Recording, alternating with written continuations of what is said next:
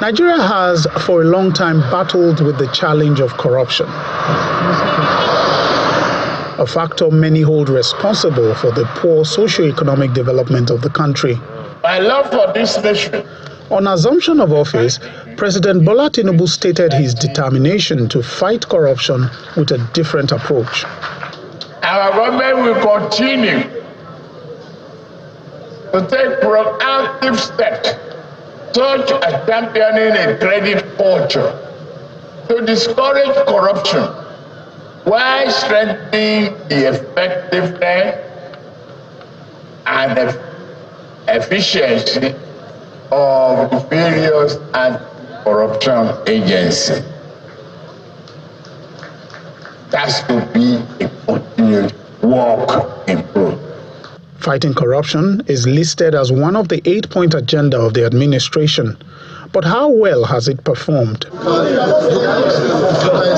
The administration started by ordering the suspension, arrest and prosecution of the then governor of the Central Bank of Nigeria, Mr. Govt, and the removal of the then chairman of the Economic and Financial Crimes Commission, Mr. Abdulrasheed Bawa. And any passionate... New heads were also put in place of most of the anti-corruption agencies. If you look at the fight against corruption, yes, the president has taken some confidence-building actions with the appointment. We've seen the EFCC acting to advance accountability and transparency. But we've also seen where the budgetary allocations, to these anti-corruption institutions have also been reduced.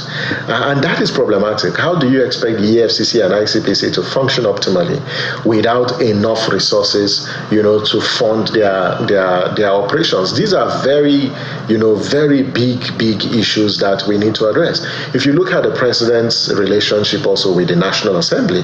The president also acted swiftly in suspending the Minister of Humanitarian Affairs and Poverty Alleviation, Betta Edu, over alleged financial impropriety. We've also seen where he's also held his own appointees to account, especially if you look at what happened with the whole social investment program and the actions taken by the president to suspend the minister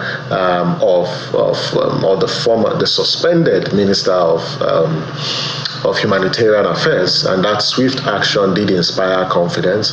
The investigation is on. We're yet to receive reports on the conclusion of that investigation. The government is also prosecuting some former ministers and heads of agencies.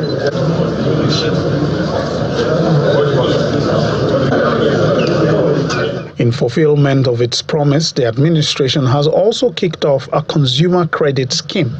For the first time, we're having a courageous leader who is looking at Nigerians and saying, you can own a fridge without having all of that money.